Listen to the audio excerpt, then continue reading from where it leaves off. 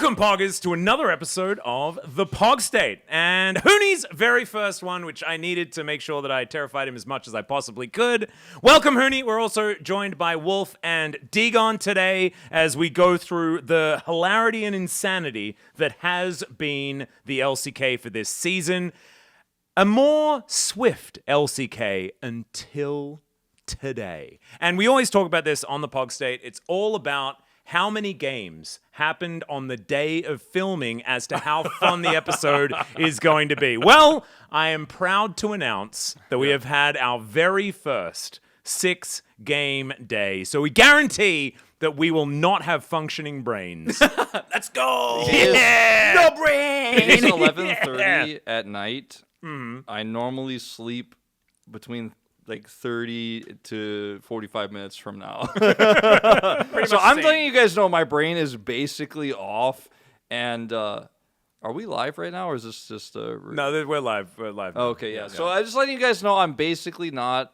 Wait, did we start? Yeah, we did. And I said that it's live. It's not live, but it's I being was about to call recorded. you out on that. We're live recording. Wow, it's a surprise! Am I Yeah. alive? Yeah. You are maybe Barely. alive. I think physically, but metaphorically, maybe not. Yeah. Are you I'm alive, hyped. Degon? How are you doing? Life isn't fair. You know, we started the week thinking, dreaming that bros maybe were the best team in the world. We did a segment where we played World's music with bro highlights and showing them. We took the nameplates off, and it kind of looked like a World's caliber LCK team doing World's caliber LCK moves. So they lost today And now it's to all a world over. champion team. Oh, that's good. Okay? That's a good one. Okay. So, Only like- thing that matters is an unbroken spirit, Degon. If you're a Kiwoom DRX fan, that's their branding that they've been using since when? 2022. 2022. Well, 2023 technically. We need to get We like need to deliver a win. Street Fighter fan player to join the bros, and he's a Ken main. So we can get Bro Ken. Wouldn't that be so sick? Oh my God, I can't believe I only just realized this. Maybe we could convince someone to change their name to Ken. Who should we convince? Who's got a crap It's name? pretty Namgoong, obvious. dude. Yeah, it's yeah, pretty obvious. Namgoong's Namgoong, yeah. it's a difficult name to say, isn't it? So Namgoong. let's just have a conversation with it. Pretty Hooney, easy for me. It's a unique name. It's a pretty common for me. Hooney, do you reckon you could talk to him and just say like, "Hey, I know your name's Namgoong and stuff, but what do you think about changing your name to how Ken?" about just being like, hey, it's your real name, because it's his real name. Yeah. Being like, you're supposed to pick a nickname. Oh, Yeah, there we go. Logic there you about go. it. That's branding. true. The Brandon God Hooney can tell them. Yeah. The brain god. Yeah. I mean, honestly, Hooney's an example of just using his name, though. that's what I was gonna say. He might be the worst possible person. That's And then I what was I like, think. no, but we'll get Umpty to do it. Also a terrible example. Yeah, his last name is nearly Dang it. All right. Well, we'll have to go back to the drawing board on that one. G-Sun, we'll get hurt. Wait, dang it. You G-Sun can't is get her to do nearly her name. it. Key-Sun, also terrible. Okay, we're just ruined. Okay. Just bring it, what Faker. would G-Sun's be? Yeah, just bring it, Faker. G-Ken? G-Ken? Is that what G-Sun's would be? If we Can. No. She just Yeah, but she's saying he's saying she's supposed to convince. Oh, Yeah, got yeah, it, yeah. got it. So, like, if her... That was say- part of like the brain cells not being here because it's a Yeah, 6-gamer, yeah. the first one of the year. My bad. And this is also not on the sheet. So Valdez is probably watching this right now being very frustrated that we haven't stuck to the sheet. Somebody's actually covering that for us right now. His eyes are popping through his glasses. Yeah, I apologize, Sumbi, but I also don't because we're going to be making the same mistakes over and over again in this particular episode because this one is off the rails already. What we're going to be doing, though, theoretically, is going through a bit of a recap of what we've seen in round 2 so far. Obviously, we're not completed just yet. However, we do have a couple of teams locked into the Legend Group, and Kiwoom DRX just narrowly avoided being locked into Rise Group alongside DNS, who are in absolute freefall and are not looking to ever win a game ever. Why is it? Like, they even changed the acronym, and the team is still just so doomed. Yeah, I mean, DNF was often memed for did not finish because they couldn't close the games out. And but DNS now is it's- like, did not start. Yes, that is the joke. Yeah, it's sad because like I have such respect for the players, right? Obviously, Duck Dom was my guy last year. I've been calling it out, but he's having a really rough season. But there's so many problems on this team that are definitely being exacerbated by the fact that they're constantly pulling people in, like, Doiv is playing, and then it's like, okay, Life's been playing for a while, but we got to get Duckdom out and put Enosh in. Pioshik is back in also, by the way. Doiv was there for like 2 seconds. We don't really know what I don't really know if this is the right call to be making this many moves, but like if you don't do anything, you just keep losing. Like it's a catch-22 problem. Kind of like last year. Like that's what happened last year. They're like, they'll figure it out eventually. Look at the star power that we have in there. I like the fact that they're trying things out to see what sticks. And I mean, with the Doiv and Enosh roster that they ran earlier, I think it was like a 10,000 gold lead at 20 minutes. And they maybe it was like by the end of the game. But still, they figured out that did not work. Yeah, that was a tough one. I mean, as a professional player perspective, like, right? Please, like, help us. Like, I definitely have been through, like, I've been ninth place, right? And it's like I would say the atmosphere in the team, just being in the practice room is really disappointing, right? Like, it's like you definitely need to try, as you guys said, like trying, new roster, like even new coaches, new head coaches, like those kind of thing has to be kind of happen, but like, I think it's too much, right? Like, would you say like someone with your sort of positive outlook is good for a team? Like, because I know that Hooney, like nothing breaks your spirit ever. You're just positive Hooney all the time. Do you help teams when they're most of the time. You're pretty good at it. You're pretty good at it. Yeah, I could be probably talking about 2019, the clutch game in Hooney. Yeah. So like, does that help in teams that are like not doing so well, or do people just get annoyed with like trying to be like, nah, but like we can do the next time? They're like, shut up, we suck. Yeah. I mean, I'll say it's like more. It depends. Like, let's say you're practicing, and let's say you're just working just regularly, and it's like you can easily see your team is actually chain circle that is a negative way. Yeah, it's like you have to do something change, but like if there's like small progress that you can actually maybe like even small is starting with the small thing. If there's small amount of the development, if you can see it as yourself, as your team, just team self rather. I think it's worth it to try keep doing more because like I said, sometimes like if you change too much, like those things, even though there is the development, you can't keep doing it because it goes to again to zero and then refresh, start again. Like those kind of fact that it just kind of hurts, I'll say. Yeah, no, it sounds pretty rough. And I want to stay on this topic just a little bit because we had some big old drama in the LCK as we moved to round 2. And that was this huge trade where I saw the Noodle Boys becoming one of the best teams the LCK has ever seen based on the nameplates that we see. And it was going to be Nongshim, like Ramyun raining from the skies. It was going to be an absolutely beautiful thing. And that absolutely didn't happen with the Taeyun and Diablo swap. We had probably the best celebration that we have ever seen outside of aiming, ripping up the CV Max note. It was the Taeyun throwing away the Nongshim jersey as they managed to take them down.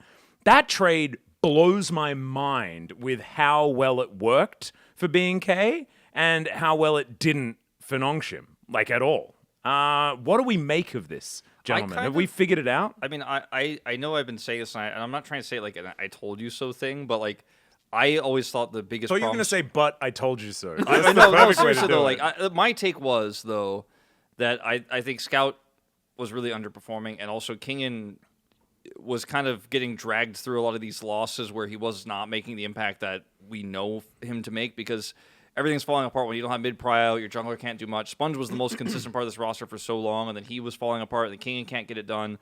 And then Taeyun is the AD carry, right? So he's like, okay, there's all these problems happening. I can't solve it, especially because Taeyun's playstyle is to be aggressive, similarly to Diablo, but when there's not moving parts, and he's also not getting played through, it's like, well, what's he going to do? I thought that Diablo was just going to suck more resources to the bottom lane and change the way the roster played and then make it even tougher for like Scout to perform because Scout isn't performing on his own right now in lane and outside of lane and side lane. So I kind of was worried that the identity would change and it would take a long time for them to figure it out. That's kind of where I feel we are now. Like I think they're still figuring out Diablo's individual play looks really good still, but like the rest of the team has bigger issues. Whereas on the side of B&K, it looks like they just feel more free to make more flexible drafts and to do more stuff around Taeyun. Yeah, I think that makes sense. I had this like image in my mind of like what made 2021 EDG so good, and that was a team with an incredibly good AD carry that Flandre and Scout were able to like create during a game. So like they were able to funnel resources towards Viper. Viper then just wins the game, and then you're just off to the races from there. And I saw Nongshim being able to get to that point, right? Kingin's played weak side a lot of times in his career, has been very good at it, and Scout should be able to do that as well. And ultimately, none of that actually really came true, and it was just kind of a disaster. Yeah, to me, this trade is a little bit of the grass is greener on the other side. Diablo spent his whole career and his whole development at B&K FearX, and that roster, we've said it so many times before, maybe lacked firepower, but he was the firepower. That was set up for Diablo to be the guy. This was Diablo's team. And, you know, with whatever happened, you know, getting reprimanded for some of the off the rift kind of things, and then just forcing out a trade, and then the rumors had it that nixing one of the locations for the trade, and then ending up there at Nongshim might have been it, but really it was set up for him to succeed there. Yeah. And now we've said Taeyun, very similar kind of player profile, but not tilted at all, willing to listen to his, be a good teammate, because he left the whole message about how much he missed his teammates and was kind of sad that he doesn't get to finish the journey with Nongshim. And then after they won, in his player interview, saying how much that it motivated him, and he used strong language to and describe paraphrasing, it. he basically said they abandoned me. Yeah, they betrayed me. And he ended up, you know, being able to take that energy into a new roster and turn it into a big positive move. Yeah, I think that was just kind of how I will remember this for now.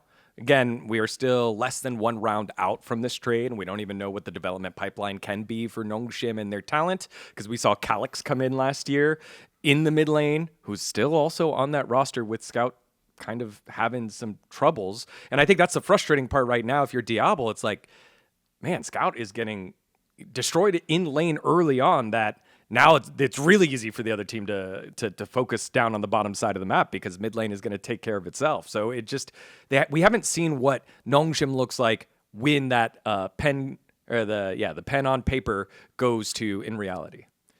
That was a 6-game day. That was like, day one. You almost made sense, Digon. Did you see the fear in my eyes? I was like, that's please. Like, I am never going to make sense of this. And I'm like, just go, Ernie. It's time. When the facts complete. I mean, I really wanted to end it fast and say, "Oh, it's me." Yeah. I wanted to help him. But. Yeah.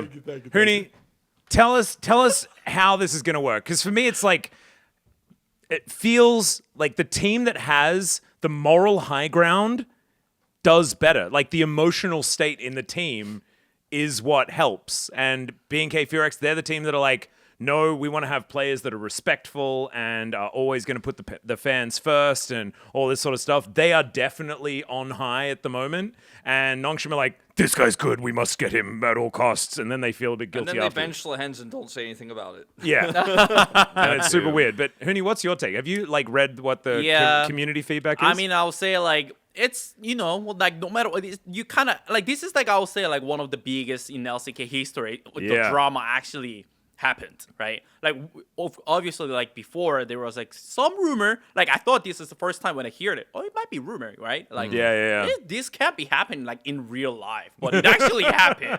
So I was like, for sure, there's gonna be no matter what emotional damage, right? And you kind of have to go through.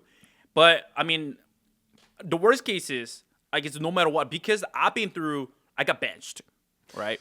Like, so, like, what I want to say is to the player, like, it's on their hand. They still have a chance. It's not they actually got benched. And I really want to, would love to shout out to Taeyun. Like, I can't even imagine how much put resource on himself that feeding the team, and also try hard as much as he can to be motivated, even though he's, you know, he was really sad. He been through all the depressions, and he actually came back so strongly. Yeah. It makes, like, actually feels really good when you see outside of the, you know, as a fan perspective, and even us, like we're working in LCK, and probably we are like trying to see, like we seeing all the team and that drama been through.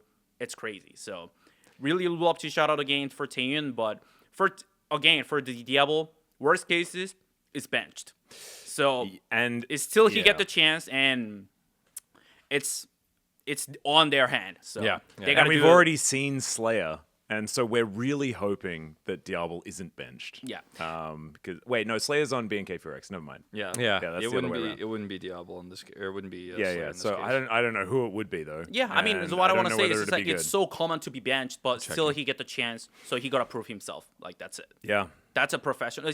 It's cold, but being professional is tough. And he's already. I think the word on the street was that Diablo and Pleta were getting along pretty well, and that's why they've gone for like this support trade. I think it's such a missed opportunity because of Lehens's ability to build young talent. After he basically like played on FaZe's computer for him because he was so incredibly important and integral to his development on that year in Gen G. I think it's clashing styles, right? Lehens is a little bit controlling, right? Like he's a little bit like do what He's I a say, listen big to your voice, young, right? yeah. Like that's the meme, right? Listen to your young. And Diablo is kind of like, no, it's me, by the way.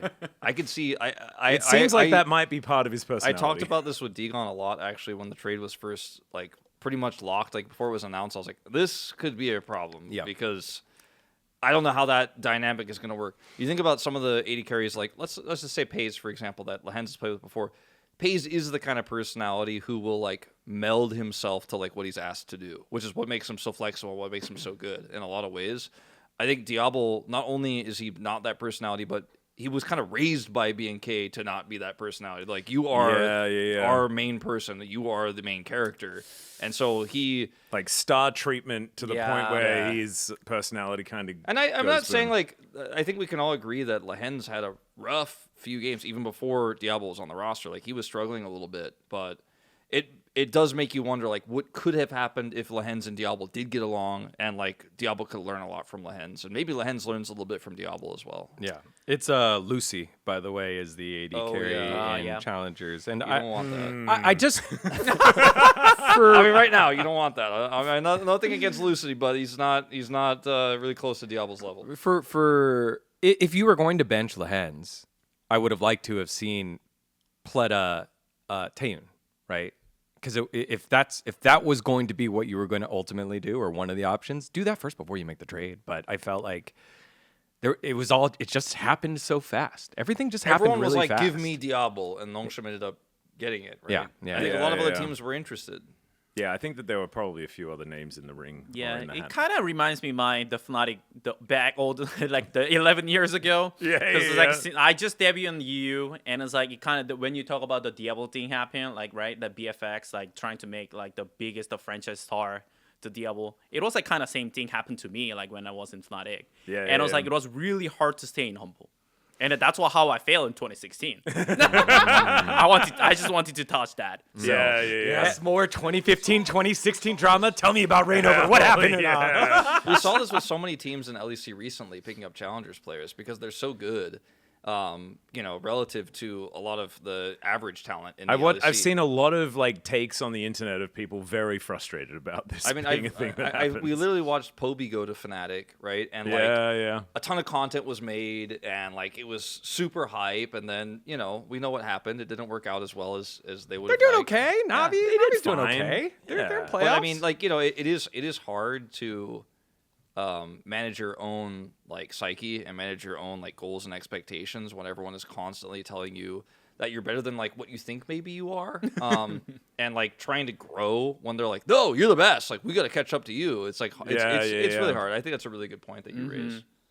Yeah, it must be hard to like you leave the hyper competitive Korean esports scene and then you try and stay at that level without having that sort of infrastructure. That must be really, really difficult. We're getting a little off topic here, but coming to mind is like Yehu right now on KC. He's on one of the most passionate fan bases in the world. They are winning and doing well. And Yehu got benched for UCal, right? So like, it was splitting time. They were splitting time. And so it's just, unique in that situation, especially here in the LCK where we're at the pinnacle, and those fans loved Diablo. Yeah. Like even if you were a fan of another team, you could still tip the hat to Diablo. And so I think this is a very unique situation on development of a player, as well as Taehoon being the right guy at the right time for this BNK Fearax roster. Yeah, I mean, I just wanted to kind of wrap it up like with a more like positive way, because like I said, I failed the 2016, but being as it didn't really matter, because like I thought like right now, like I could easily say, because I was really cocky and overconfident, like that was like really bad for me. But at the time, I was like, I'm the best. I'm still the best. Just my team sucks. I mean, the next that's year, what I did. You know what I mean? Like, and then it's like I knocked to T1. Yeah. Right? I knocked the door to Coma, and it's like I pulled the Coma out to the cafe, and I'm crazy. Like, and I'm like, yo, I think I'm the best. I'm got the best top laner for 2017. Are you interested? That's what I nearly said to Coma. As it turned out, you were the second best. That's I almost swear, actually. yeah. I almost say F word. Almost. But You're allowed to. We can beep it. It's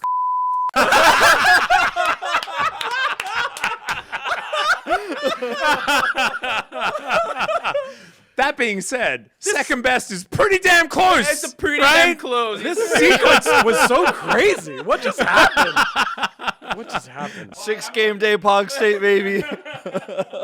I mean, anyway, so like, Okay. try not to like. Sure, it could be bad. Like you can say that was bad. Like later, like 10 years after, past the 10 years, and it's like still. For now, I think you should just believe in yourself. You're the best.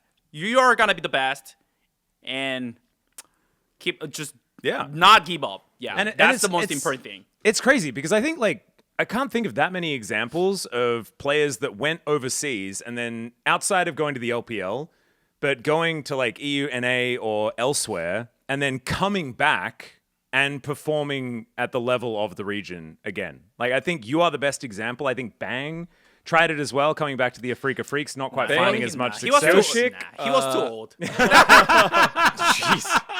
Bang, Pyoshik, Berserker. Yeah, Pyoshik another. I mean, Berserker example. didn't start here, but I mean, one of the unique stories of making it back after not getting to be here.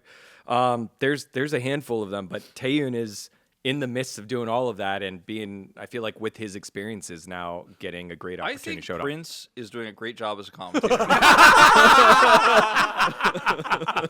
So is Umpty as well, actually. He did the same thing. Yeah. You know? Same. Went That's overseas. true. Same That's as me. Yeah, Same Hooney as as me. well. Although you did the whole You coming kinda back did- and you, being like, very you came successful in back the and then left LCK. again and then came back. Yeah, You know, yeah. you did a lot of. You're all over the He place. was jet setting. He was jet setting. He was like, came back for a year. He was like, you know what? It's not for me. Very cool. Government took me. Ah, there you go. That's it. We do need to move to the next thing on the sheet at some point tonight. Otherwise, we're going to be here for actually 3 days. We're going to touch on it just briefly because we've already spoken about Pleta just a little bit. But the new players coming in, Doiv and Enosh was the big one. And we already kind of touched on the DM Supers situation. And I don't really want to go too far into it. I think Doiv is a fine player who Yes. always plays in the LCK at terrible times. Yes. I think that I would love to see him have an opportunity, but just not when Pyoshik's behind him. Like, Pyoshik is your identity of a team. And if- I'd be okay with Pyoshik being behind him as long as he was the starter. either Like way. from the whole season. Because Right. if he just comes in to put a fire out in a crap team, it's just not okay. Yeah. Like you're just never gonna look good. Yeah. I think that's the disappointing part for Doiv. For Enosh, that Not intro ready. game was like, Not ready. Yeah. It's like they've got what 6 pieces in the bot lane, 280 carries, 4 supports, 3 supports, something like that. It just feels like that. You just got to give whoever the time. So if it is Enosh, sure, but it didn't look like it was going to be Enosh. Do you know what it reminded me of? It reminded me of watching like 2015 Samsung White in like the group stage games at Worlds, where like every other team just looked like their computers ran at half speed. That's what watching Enosh play looked like.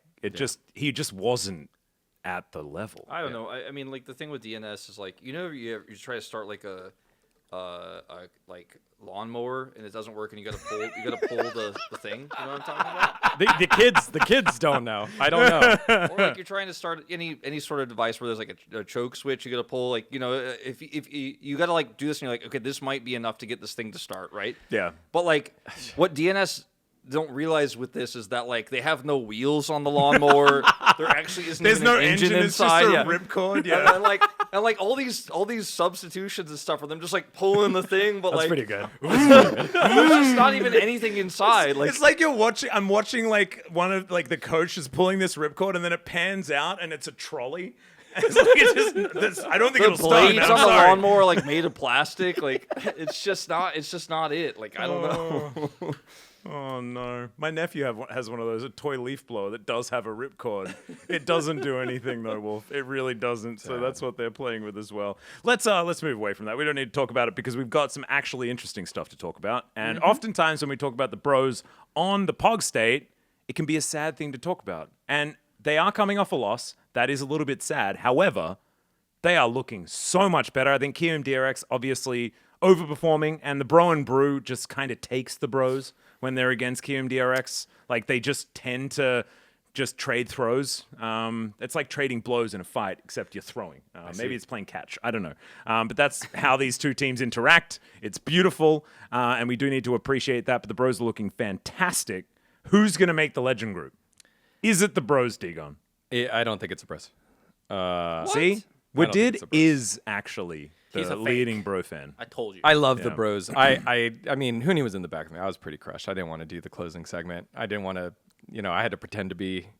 No, that's not true. I was excited for you, Cal. I wasn't excited for Kiwoom DRX beating bros, and I was pretty crushed for the bros losing in the manner that they did. It's that's the problem is how they lost. It was the kind of series where we can do the narrative thing where like they always go to 3 against Kiwoom DRX, but They shouldn't have. it felt like the way they played was not the level of play that I've been like championing. Where I'm like, yeah, bros are good right now. They were not good today. I don't know what it was. They were good in game one. They looked great in game one. I mean, Gideon got them an early lead, right? They were able to get accelerated, but I think the way that game 2 and game 3 went was just like bad drafting in game 2 especially, but a lot of really weird calls. Like the Baron calls in game 3 where they were just like going in one by one. I was like, what is going on? Like this is just not good play at all, I think it's like it might be like a little bit over. Like it's obviously it's like kind of hiccup. Like your expectations, our press, as like everyone's press for the Hanjin Brion, but like it was like I would say it's like a little bit overconfident. Like it was like a little bit over cocky, and like as you said, like game 1 was fine, but like as soon as you drop the one game, you kind of lost, right? Like you lost to your mentality stuff, and it's like even player will knew that we are playing against KRX today. And obviously, it's got to be 2-0 because we've been through even the harder matchup. Yep. And Yeah. these 2 days, it's got to be easy 2-0. And that's going to be their... And like, bro would never have that mindset yeah, ever I mean, before. That's what I mean. Like, that's how I like, if I'm bro player, like, that's what my mindset would go for Yeah, today. yeah. Like, that's the problem, right? Like, I think that's how I would assume because, like how they lost today, like, it's really totally didn't make sense at all. Like, actually comparing like how they perform even this week, the last match, or like even last week, because they were performing so well. But I think they should still be they should take away as a positive way, right? Yeah. Like they can lose against the KRX, but they should have won. But I think these takeaways should be towards using this mindset against D plus Kia especially. Yeah. Because they're gonna be the one like closest the matchup right now as in terms of the standings. So if they still win, they still have a pretty good chance against like if they win against the D plus Kia, they will still be able to like rivalry against them. So they should take away as much as they can as a positive way. And that's going to be the matchup on Thursday next week. Yep. Having a look at it now. Yeah, so that's going to be the second match on Thursday. That may actually just straight up decide it. Like head-to-head is like so important for like the 2-point swing, technically. And so you're able to put your direct opposition down. I'm a little bit worried for D+, because I'm really glad that you brought that up, because I think D+, over the entirety of this org's existence, have been the essence of cocky. Like, this team always just drops the ball against worse teams because It's like they their just whole think, time, like, yeah, you know, yeah, like, they just forever. think they're better. And as soon as they lose that one game, then they're like tilted because they know they messed up. And it's so frustrating because they've been doing it for so many years. Like, come on, man, just treat everyone like an LCK team. Yeah, well, this week for D Plus was the first week where, oh man, whatever, it's gonna get clipped. Smash was playing bad. Like, he made some mistakes, and I really have been excited about his play earlier in the year, but he had some incidents, Blastcone incidents, and stuff like that, where he hasn't been at the right spot at the right time to be the guy to carry that he was brought in to be, and I wonder how that's going to go. Like, both these squads going into that very important matchup against each other off of a loss. And for Bros, going back to the mindset thing, remember, they weren't just winning series. They were 2-0ing series. They haven't lost since their rallying moment at the T1 home ground. That was the last time that they lost. They also play against T1 at the end of next week. Yeah. So really, it doesn't get easier for the Bros, and now they get to find out how they do after tasting success, being drunk off of success, and then getting punched in the face by someone they know they shouldn't have if they were as good as they thought they were. Yeah, they need to take something and sober up, and then hopefully just come back as good as they were after that homestand. Yeah. Like you were saying. Yeah. And I think that they absolutely can. I think that, like, the Bro vibes feel a lot better than what we're seeing out of D Plus at the moment. I think that, like, one of the really sad moments was D Plus versus KT a little bit earlier on, and that just felt like D Plus had it, and then they thought they had it, and obviously lost it because they got complacent. And that complacency is something that you can't allow that to come in. I'm on team. I think Bro are going to bounce back. I actually think Bro is going to be legend. It was a meme until it's real, right? Like, they're obviously competing with Until they're mathematically eliminated or whatever. Mathematically eliminated, yeah. They're not mathematically eliminated, but it's D plus, and there's also a chance that B&K could take it away from them. I don't put QMDRX in this conversation. Unfortunately, they're 2 games behind. I think it's just statistically unlikely. They're also 10 games behind, so a lot of things would have to go well for them, and then if they're close to Bro in terms of like their win-loss, then their game score is going to be so lopsided. I think D plus are going through a lot of issues right now. I think the shot calling bug that they seem to hit every single year has hit, and they're just not making the right calls from mid to late game. They know how to do the early pathing. They know how to lane. They know how to get Smash in a winning position. And then we go to like 3rd, 4th Drake, and it's like, we just kind of ran at them and oops, or we like gave too much of the map away and lost all our vision and don't know what to do. Or in the KT case, we don't know how our comp functions. We need to use Baron to get them to come to us. Instead, we're going to funnel into a choke point and die, right? Like, it's overconfidence in some ways, I think, how D plus play, but they're also over aggressive. Like, they don't know how to take a small loss to get a bigger win somewhere else. Yeah, it's like they get feedback and then they don't know how to apply it. Or something like that. It's like not like hearing that this is what I'm supposed to do, but not really understanding why it's what you're supposed to do. Well, almost is what it kind of feels like to me. What both of you guys are saying is, I felt like what Bro was doing during the win streak. It was take the small win, and if we're behind, we can give an objective to wait till it's our time to find the fight to win. And that's actually what happened in game 1 here against Kiwi DRX. They played really well.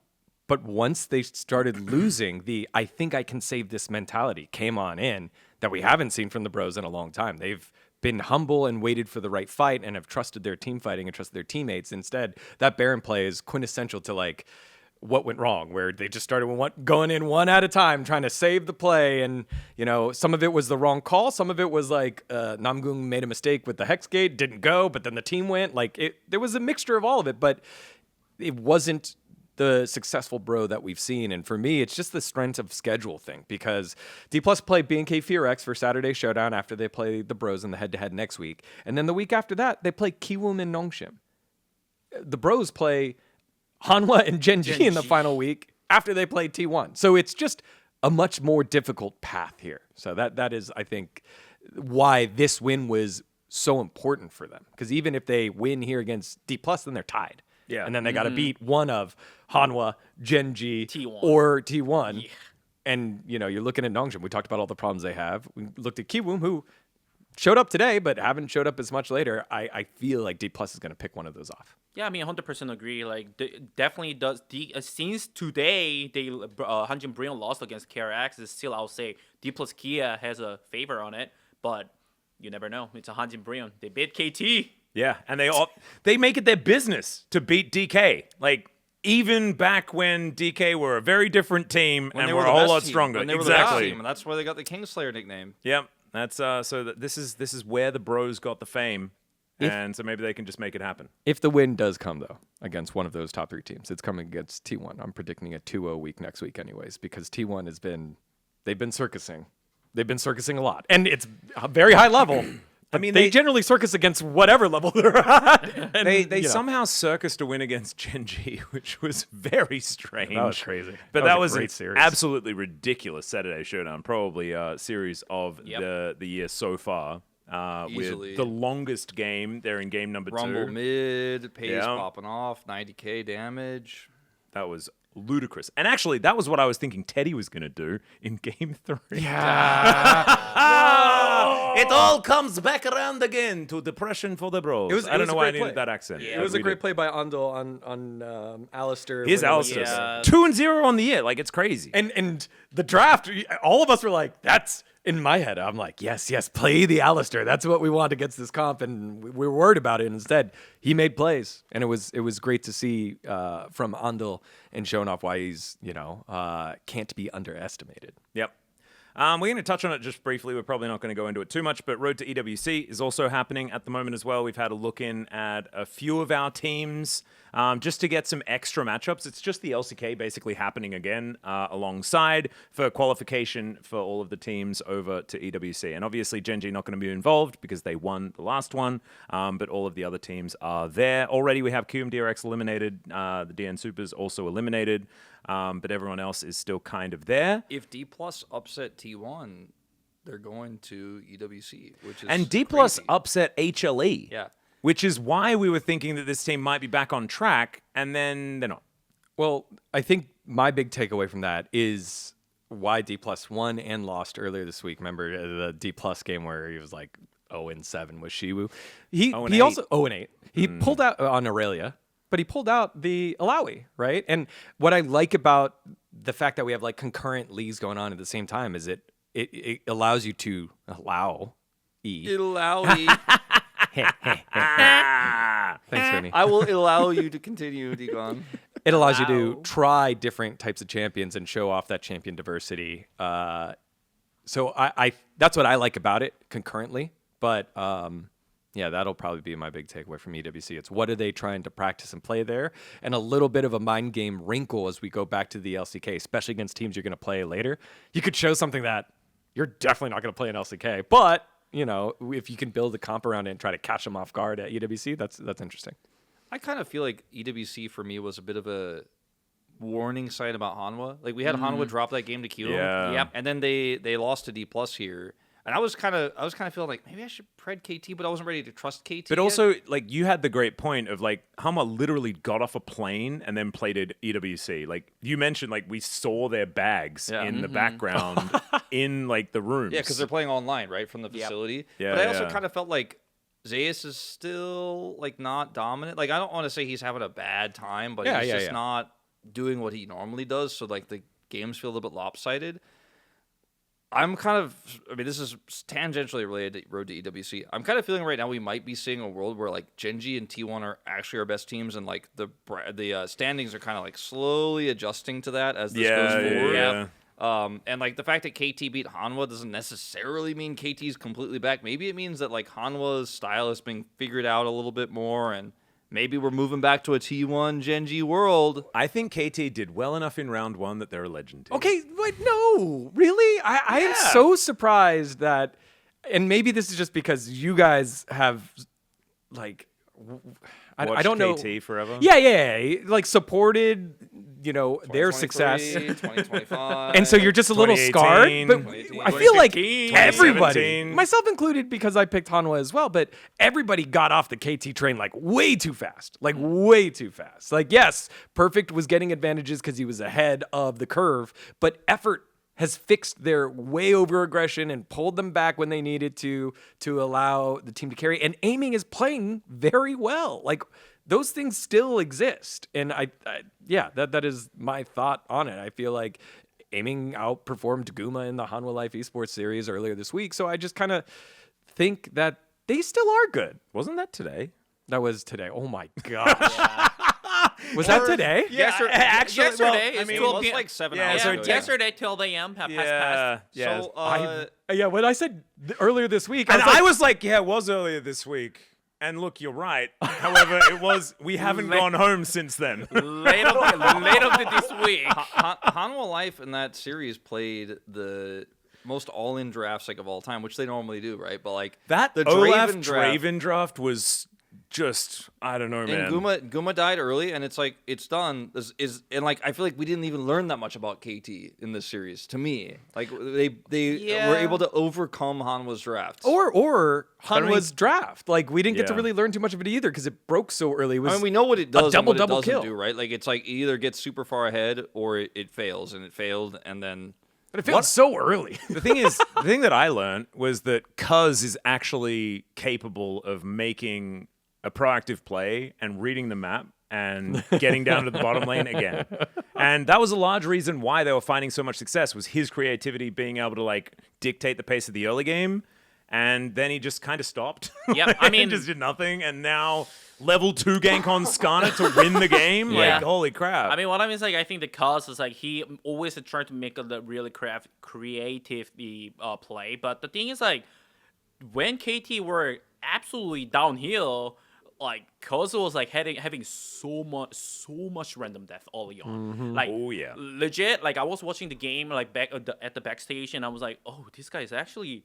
He want to go home fast. Like, that's what I said. Like, he's running. Like, this is like no way. Like, there's no way this guy's dying this much. But the thing is, like, it's just like this is like why KT looks so weak. But like, as soon as he kind of stopped, like, I feel like this week especially, or like even starting from the last week, like slowly was getting better, and that's how they kind of stabilized in all the game, and that really helped like, a lot. Like, that's why I kind of really wanted to at the segment, like, I really want to shout out to the cause that he really stopped running it down. He did. And also there was like the moment today where like he had a chance to like flash Q on the Pantheon and chase somebody. I think it might have been Guma, I don't remember. And he just like, you could tell he was looking for it. He was like, no, I've learned. I've gone between the mid, outer, and mid inner too many times over the last 2 weeks. You can watch Cuz even like while he's playing. You can watch his champion. You can see the angel see and devil on the shoulder. You see the character is just shaking.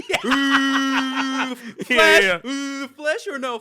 I know. Also, I think a little bit going back to the EWC happening, like playing in facility, because I've been through that when actually the COVID-19 actually happened. Yeah. Being playing 2 years straight in the facility was like no good, like not at all. And I realized like I'm a stage guy. Like I definitely perform better. Like it's a comparing, right? Like someone is more comfortable playing on the facility, but I was like fine too. But the thing is like I am stronger comparing the enemy team because like I've been playing so long time on stage, and it's you're so more used common. to it. Yeah. I'm so common just playing on stage, like fans is just chanting my name, like those kind of fact that actually get more energy.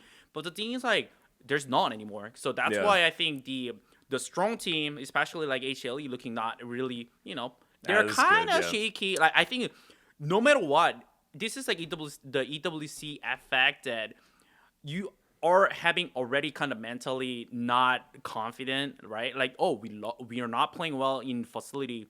Oh, we play against this team, but I guess we kind of lost the last week. But we are facing an LCK on the stage again.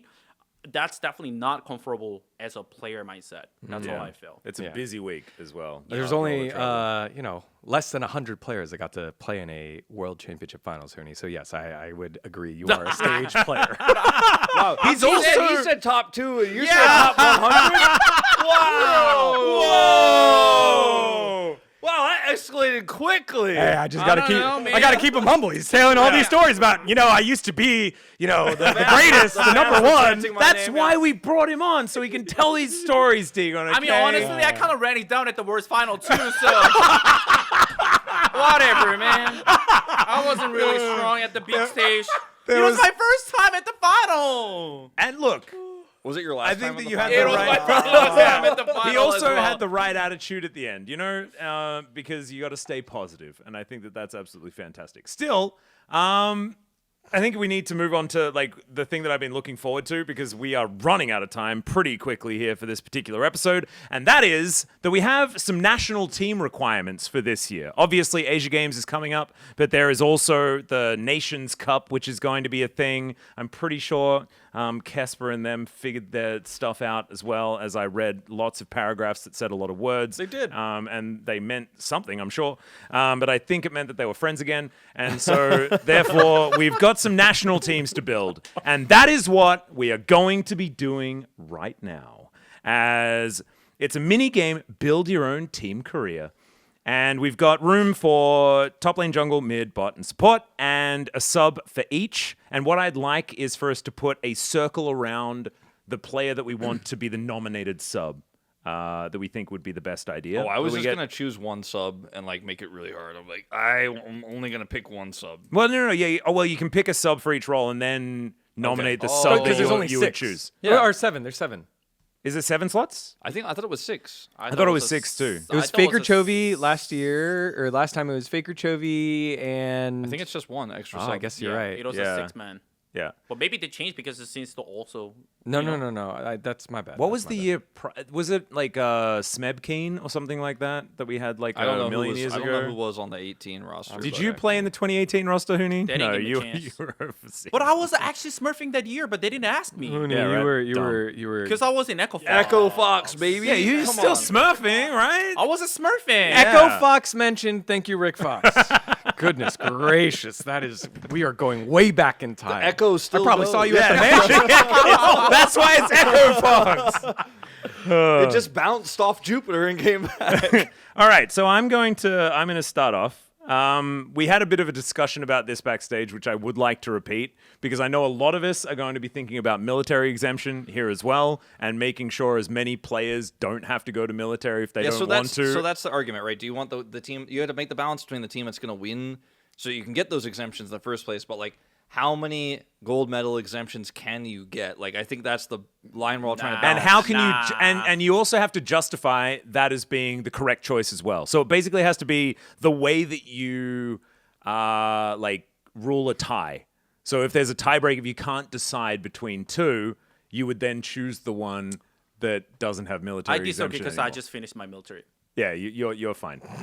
So we can actually choose Hooney if we want, but he would not get the military exemption. So that's why I think You Keen, just gave away your tiebreaker, man. Yeah, I think unfortunately Hooney, Keen is going to go over you, and I apologize. Yeah, Again. I know. I think Okay. Keen is the That's my bad. simplest. I think Keen is the simplest choice right now. Also, it was the subs were Peanut Score in 2018. Ah, so it was Peanut a double Score, jungle. okay. Keen, Peanut Score, Faker, Ruler Core, and then Edgar. And is so like Score the- went to military. Oh wait, 2018 they didn't win. I remember they didn't win. because And also, also the they 2018 memed like in so many of the drafts. Did you see they played like a full skin draft in 2018? Oh god, it was very frustrating. I think 2018 also it was a test year. It wasn't like the actual year that they were. Oh, they keep really? on- Yeah. It that's was what- the first. That's what because if Ah. it was the first year, it was like their pre-testing. Yeah, And then okay. 2022 is the real one. It Right, started as a okay. First, you give away the exemption. That's what I know. I think.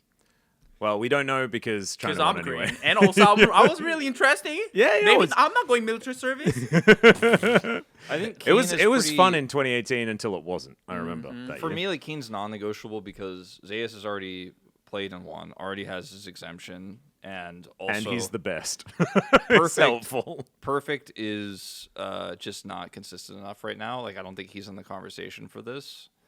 And then who else do we have? Like Doran. Shu, Doran.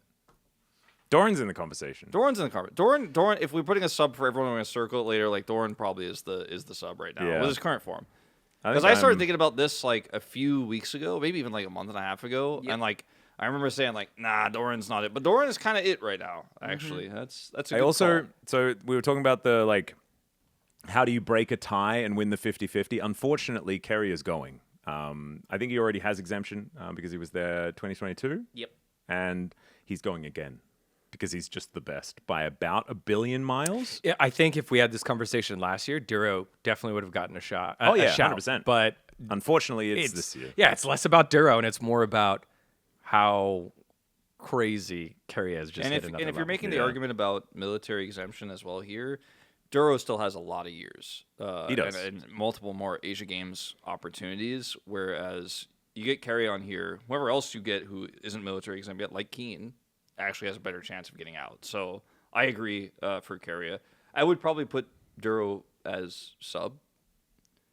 When we It's first him had or this, Delight, right? Yeah, when we first had this conversation, I was like, is it Lehens? Because he needs to get his exemption. Because Yeah, you were pushing that, but man. He's He got benched. that was dude. before that was before The he chan- started. He having can't a even strong- get onto his own team, let alone the national Well, team. no, I'm just saying, like I was like so early on when we were talking about Asia Games roster. I was like, I hope somehow they could get Lehens in there. But now it's like, well, Probably 2018 Huni was a better chance. Hell than yeah. Lehens, For now. If you compare me that. I have a better chance. Also, just before we move on, I have Perfect as the sub for top. I just think that this is last year's run to Worlds, this year's start. I think he has earned it. Doran obviously would be there as well. won Worlds last year. Doran did pretty well, actually. But Doran had a rough start to this year. He did. I think that's fair. I think that's fair. And it's close. Yeah. It's very, very close. I mean, but it's for me, obviously I want to more give the shot to important Perfect. current form. Yeah. Where do we want to go next? We can go into the jungle. I think that's another one where it's really difficult to not just give it to Kanavi, even though he already has a victory in 2022. Really? Yeah. I was, as soon as you said You're difficult like, not to it's give it got to, to be Sponge. I was going to put Owner. Oh.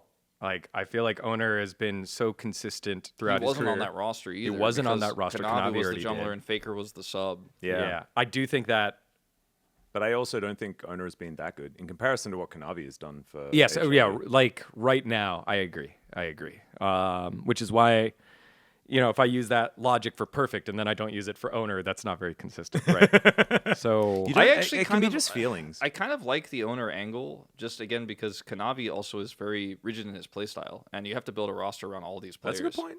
So Kanavi won last time, right? He was able to get it done, but that was before this meta and how Kanavi's playing now. And I feel like Kanavi's one of the least flexible junglers, as we've seen. Like it took him time to figure it out. He made the entire team go to his play style, and now they're winning. Right now, they're the first place team in the LCK, but it didn't look that way a few weeks ago or a few months ago. I Right? feel like I'm doing a couple of things. I feel like I'm rebuilding old Griffin and also an old T1 roster at the same time. Because I've got Doran there, Kanavi, Chovy. Yeah. What are we doing here? Like, and a bit of DRX is Carrier Chovy on the All same right, well, if team. you reinforced my original thought, I go with Owner because Owner Carrier sounds. Yeah, honestly, I'm kind Pretty of. good. I'm going owner because I don't think Canyon. Yeah, he's not in the conversation, I He's don't not think. in it. I'm probably doing owner Kanavi here. I mean, if Cuz is back, he's the best form, the best form. I think there's a possibility. Like the best. Cuz is in the conversation. Carrier 100%. Cuz? Like the best form of the But Cuz. do you get to put Cuz over Kanavi? Keen Cuz? Again, it just goes back to building the roster. Are you building 2023 KT? I don't have an 80 carry on my list yet. I haven't got it on the list. He's playing pretty well. Oh god. every single whatever we do, we try to roster. We've definitely seen before. Yeah, that's the thing. Like, it's Yeah. getting so deep into the LCK that now it's almost like every combination has been tried. Oh my god. The organization is. I actually don't know where to start when it comes to the 80 carry, by the way. I don't know where I'm going. I know I'm going. I've got two. I find it really difficult, but I think my leading candidate is Pays because he's so flexible. He works with everybody well. He, since we already have support as Carrier, like that makes sense, right? Like it's the same duo there. I think I'm gonna lock that in. In terms of sub, I have really no strong feeling about who it would be. Like, is it just gonna be Guma? Guma because he's also flexible? But it's like, is that even smart? Like, but he has experience with Carrier, right? I think it's very clearly this is Viper and Guma to me. Not Teddy. Ah, the Viper No. angle. Yeah. The Viper angle is actually Yeah. pretty important. Yeah, I know that. I kind of forgot. I kind of forgot about non-LCK players for a minute because originally we were going to do this with LCK teams. And I was only. just talking about a Griffin reunion. What am I doing here? Yeah, Sure. that's why I thought. I need to have Don't the look hands, at and I you. need to have Viper. Yeah, I'm putting Viper first. Yeah, I think this is Viper. I don't even know what Yeah, he's maybe doing, I but I should- love Viper, so I just want to put him in. Maybe I should actually put Pace second and put Viper first. Now that we're talking all world. Hey, now we're talking indeed. Yeah, just because I think Viper can be a player like Guma, where if you play away from him and want to play through Keen as a carry, you want to play through whoever you pick at mid as a carry, they will be fine. And honestly, like Viper and Paze are both plug and play AD carries in a lot of teams. You just kind of put them there and they'll do their job. Yeah. I feel like that works. I have very strong, not very strong opinion, but very like controversial opinion. I was going to say about mid. I think it's got to be Chovy because Agree. his current form is it's just the best. Like he has made the biggest impact. Like he's super. He's good. also dictating the meta, He's- like the making whole- all the, everyone's copying doing him. things first. Yeah. It's somewhat scary if the meta shifts and we don't know what his form is going to be like. But I feel like you can kind of trust Chovy's champion pool, right? Yeah. My controversial opinion though is that BDD is the sub and he's the circled sub. Oh, that's not controversial. Because BDD, I think, deserves the same chance Faker had when he played behind Chovy as a legacy player who's been around forever, has obviously a ton of current form, although like very recently, like had a bit of a dip. Was player of the year last year, as a player who deserves to be able to stay in the LCK for like longevity reasons. Like I think the LCK would be taking a huge hit to lose BDD, the same hit we just had when we lost Peanut, right? Like this is a player I think deserves to play for several more years and absolutely will continue to deliver as a top tier mid laner in the LCK. So I kind of already in my mind, even though we did all the subs here and I think it was fun to do, like I already kind of decided in my head that BDD would be my sub. I like it. Hooney, do you have an addition to who I you mean, for me, play? it was like, I mean, it's a Chovy for sure, as you kind of mentioned. Is I think the level of he brings to the team, the consistency, it's like it's really, really insane. Like I'll say, like he never, he just basically never fail. Like whatever he does, like he just like our expectations, like of him, I think probably by far the best right now. So I don't know. I mean, for me, like I would if I had to choose the 6-man as a sub someone, I think since the Chovy is like really, really consistent, that's why I probably wouldn't get the mid. Like I'll probably get the right now. I think the jungle. jungle, Yeah, 100%. jungle is That was the, my the- second thought as yeah. well. You No, play Kanavi until he runs out of fuel, and then put in Ona. Like that's like so good. Yeah, I mean, I'm not saying like they're bad. It's just like like when you see like the inconsistency, like as the position, like the role. I think the jungle might be the most inconsistency could we actually see from the LCK. That's how I feel. That's why I would say 6-man on jungle. That was my second thought. If I wasn't obviously very biased towards BDD and his contributions to the LCK, I probably would have gone for. I would have done it the other way with Owner starting and Kanavi sub, but it doesn't matter really if you have both of them, right? Yeah. So, I switched it around. I kind of want just put BDD. I think BDD is consistent enough in mid lane to carry it through for a win. I think that player is just so incredibly good. I mean, he was like MVP of the LCK last year for a reason, and I know he's had a couple of flubs in a couple of his games. Solo bolos. Yeah, a few issues with like a rock not quite hitting, which is where a lot of it started. But I think that BDD has been absolutely incredible. And Chovy's done it already. Like, give him a break. Maybe Chovy goes to the EWC one. Like, who cares? Well, I I think it's okay. I think I've gone a little bit more towards the exemption, right? Kind of goal. Because for me, I bring Guma.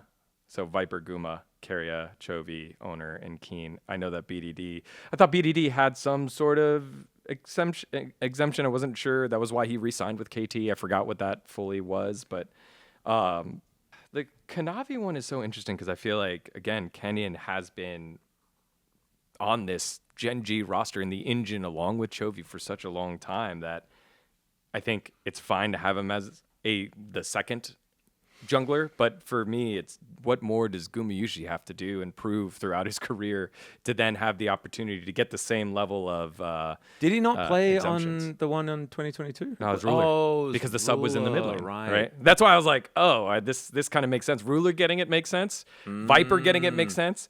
Guma getting it makes sense. But then that leaves in the mid lane BDD and Showmaker. I also think that Guma is stylistically such a different AD carry to everyone else and fits a lot of different niche, different drafts that you might want to run if the meta changes. It's a good shout. Like I think both jungle and AD carry make sense. I think for top, like Keen will be good for anything, and I think for support carry will be good for anything. It's like between those three that you could. Yeah, really make I'm the thinking argument. like, do you ever sub Keen out? Probably not. No. You never sub carrier out ever. That seems against the rules. You sub Chovy out against Kazakhstan and then never again. And I mean, I don't know whether I'm ever subbing Viper out. That's the thing. The thing I think I'm a bit biased because I'm really excited to see a different bottom lane. You know. And I just don't really care for watching Guma carrier again. Like it's happened for so many years. I just don't need it. And so watching like a Viper carrier, like that's fun. You know, like we haven't had that. Yeah. And blah blah blah. Unless we have. Have we had that? We haven't had that combo, right? It's not like they played on a Don't think random Prize tournament. Maybe yeah, like the season opening. that HLE roster was Viper Lahens in like a doomed roster, wasn't it? So like that was different. So and then Viper was like, no, I am unenthused. I'm going back to the LPL. I think Viper carrier would just be really fun to watch. All right, so let's read our rosters one by one. All right. Do you want to start with me or start with me, I guess? Yeah. I've got Keen Doran, but it's just Keen. I've got Owner Kanavi, and that is going to be my sub. And I'd probably start Kanavi in a lot of games and then just put Owner in for the finisher. He's the knockout punch. I'm going to go BDD in the mid lane because I'm a huge BDD fan, and Chovy is probably the right choice. I've got Viper, and then the sub would have been Guma, but I'd probably put Viper in just because I like his playstyle on this team and want to see him alongside Carrier, who's the best support in the world right now, and it's not close. And so I think that you cannot even consider anyone else, and you'd never sub him out, so there's no point in really naming a sub, but it would have been Duro. Yeah. That's where I'm at. That's a good shot. For me, it's Keen Perfect, Owner, Canyon, Chovy, BDD, Viper, Gumayushi, Carrier. And then as I was racking my brain, I was like, yes, Duro, yes, Delight, maybe Kyle because of what he was doing over in AL. That's kind of cute. But yeah, I go with Delight here, but my sub is Guma. I think that's my 6. So Keen, Owner, Chovy, Viper, Guma, and Carrier. If you're not taking Kanavi, I think that makes sense. Yeah. For me, it's pretty similar to everybody, but I have Keen, Doran. I actually have Owner over Kanavi, Chovy, BDD, with BDD being the sub, again, for the opportunity for that longevity. Again, it may just have like gone under the radar that he actually is exempt publicly, and if that's the case, then this all falls apart, but I don't know that. So I think BDD gets to have that Faker's sub spot. And also to have like the Olympic spot as well. Like I think that is like something that a lot of our veterans deserve to have on their resume. Absolutely. Like he was player of the year last year. He had a great start to this year. I think he's bouncing back right now. Viper and then Pays, I think as much as Guma's playstyle is pretty flexible and like maybe he could do something with Carrier there because they have that pre-existing synergy. I think Pays obviously been working with Carrier recently and actively and will be up until the time. So I would have put Pays as the sub if I was choosing if every role had a sub, but it doesn't matter because he's not going and I chose BDD. And then Carrier and Duro. I think Duro stronger than Delight at the moment, and Carrier is the best in the world though, so it doesn't matter. It's Carrier. Yeah. The more I think about it, the more I'd be kind of okay with Guma. That's why I was like, I don't know, should we just write only our sub that we're picking? Because I picked all these subs that I had no intention of using, but I'm like, I guess. Yeah. If I did, I would put this. Yes. Yeah. 10-man roster. Yeah. 10-man roster would be really fun. It would be super fun. Yeah. Back Honestly, like if the you old could Masters days. Yeah. If you could take 2, it would be sick, actually.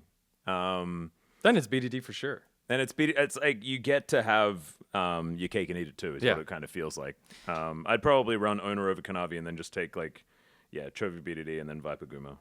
I think that's probably what I would pivot to. I want to know what General Manager Hooney What? would do. General Manager of Team Korea Hooney. Again, all the success that he's had all around the 2028 world, Team Korea Europe, General NA. Manager? Hell yeah. Knocking on Coma's door. Coach, I'm the Sub guy. me in. I'm the best. All I right. could try. Who's your But, national team, Hooney? Nah, I'm pretty much the same. Like, it's kind of boring, bro. Like, there's nothing. Okay. Like, one thing I would do, maybe, since you guys are too much BDD fan, I kind of wanted to do a new guy. Okay. Oh. Obviously, the first is a trophy, right? Yeah. And I'll do Zeka. How about that? Oh, he's playing so well. Yeah, right now, Wow. playing really well. I super missed that one. Like, I Yeah. still think I sent BDD, This is the but that's so GM good. gap we called it. General Manager gap. GMG, General Yeah. Manager gap.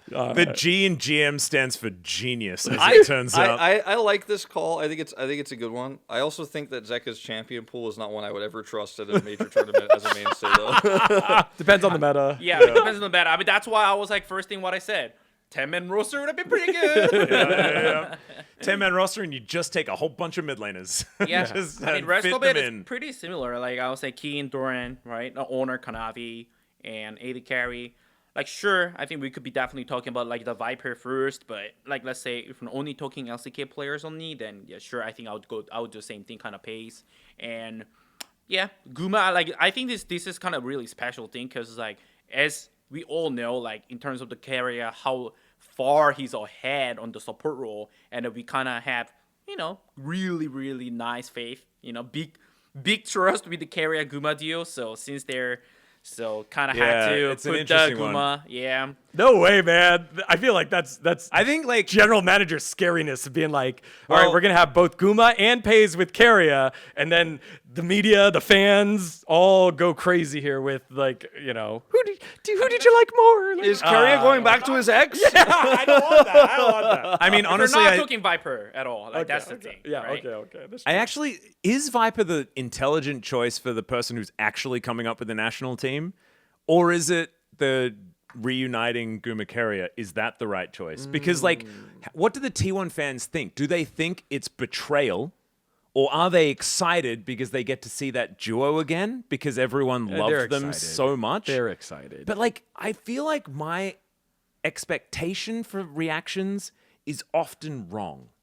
Because I would also be like, oh, it's great, nostalgic to see this back again. But, like, I don't know whether it is like, oh, no, this is betrayal. How dare you do this to They're Pays? excited. They're or excited. You're something. excited, right? You're excited? Please be excited. Just be excited. Just they're be excited. Honestly, I think they're excited. I think they'd be excited. Yeah. Because I think that maybe that's what the decision will ultimately be. And I don't think it's bad at all. I like World's MVP Guma is probably a pretty decent choice. It's Hirai who's making the roster, right? Yeah, that's right. Because it's not allowed to be a pro Eh. LCK team coach, and Hirai Yeah, is actual inactive coach. at the moment. So he's the one who's building it. I don't know if that helps BDD get on the roster or not, Hey. but that's interesting. Yeah. We'll see how it goes. It's really interesting. Yeah. I reckon we can probably almost wrap up. What do we reckon, guys? I think that we might be getting Probably towards almost, the yeah. end of our tether here tonight. Why are we so hinged? Why did we like come up with good rosters and then just kind of calmly end the show? Like Yeah, because I'm running out of energy. 'cause- normally we were just like yelling at each other or making fun of Mao or and something. talking about pineapples Yeah. and like it just doesn't even really make Hooney's sense. story was just too great. You went to coma and was like, hey, Oi, put me on. yeah, from Fnatic. Oh my. Honestly, From Immortals. from yeah. Immortals, So it's that's even right. worse because Yeah. it's not even what? it's Yeah. not even close. Crazier, Yeah, man. it's crazier because like we even Immortals in 2016 we even failed attempt towards words, right? Like we couldn't even get the 17-1 was the roster. It was the record, right? It yeah was 17-1 and 16-2, and I had a regular season 33 win streak, Yeah. Yeah. which is great. And then we definitely like that's the same thing, right? Like that's why like the reason why I said the Hanjin Brion being overconfident, being cocky, it hurts yourself no matter what. Yeah, sometime, yeah. but the reason why I said right now is a good time because like it's not playoff. Because what I've been through, it was my hiccup was at the playoff. It was at the worst qualifier, and I didn't have a chance. Yeah. That's Yeah, it. yeah. And I was cocky one time. Oh what? And there was no My lower year- bracket, no My nothing like that. 2016 deleted. Yeah. Yeah. Oh man. That Man, is I really brutal. hope Gideon doesn't go knock on the door of over a T1. Oh, that being said, the guy's pretty good. Maybe you can do it. I don't know. I do like when you told that story, I was both incredibly impressed and completely unsurprised. Yes. It's just the most Huni energy ever. And you know what? The Koma always say he got scammed. even now, like I sometimes go to a hike with the Koma, and it's like, you scammed me so far back into 2016. That's crazy. And we know he's such a lovely man, and just hearing him say that. Just, All right, just, I gotta oh my ask God, something. it's so I gotta funny. clear the air on something. Yeah. Since we got Huni here. Yeah. You guys know the fan meme about Koma got the belt? Yeah. Yeah. Do you know this meme? Like where when T1 players underperform, the fans Yeah. say like Koma gets the belt. Yeah. What was he like that? Was he really like incredibly like, all right, everybody sit down and listen. Yeah.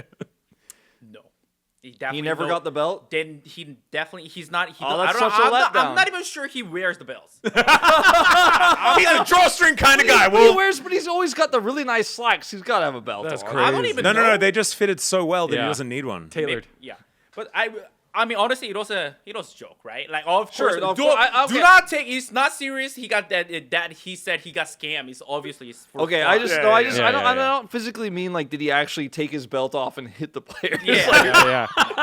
I just mean like Did he 'cause get, obviously that's did he not get true. angry? But Did he pop off and yell at you guys all the time? I've definitely seen he pop off. Yeah. Okay, so basically Which is- metaphorically he got the belt. But it's like it's so obvious. You guys can just go on YouTube right now and then just search me, and I get really bullied by Koma at worst semifinal, I think. Man. And he was like, Dude, I don't know. play I don't better. even know. Actually, I forgot. It was too stressful. So I just removed. Seems like- Yeah, We, fair enough. we've got some team bonding to do later on to watch Huni back in Worlds. As long as he's not there, because it sounds like that was a traumatic moment. We don't really Okay, want to team get healing. flashbacks. Healing. I remember because like he said, don't do anything. You don't have to do anything. Just chill. Just chill. Yeah. Don't do anything.